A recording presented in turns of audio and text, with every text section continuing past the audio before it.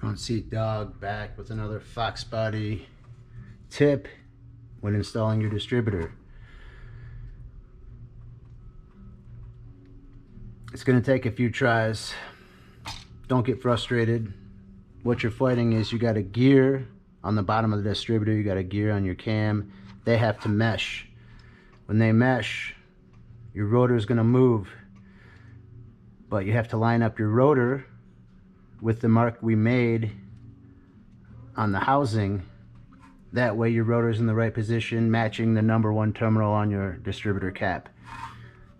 Be mindful, you also need to have enough room for your TFI plug and possibly access to the bolt holes if you need to remove this thing on car on the side of the road.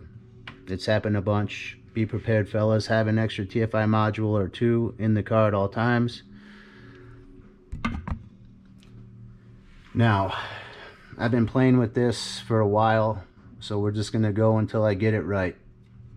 Let's see where we're at. Actually, unbelievably,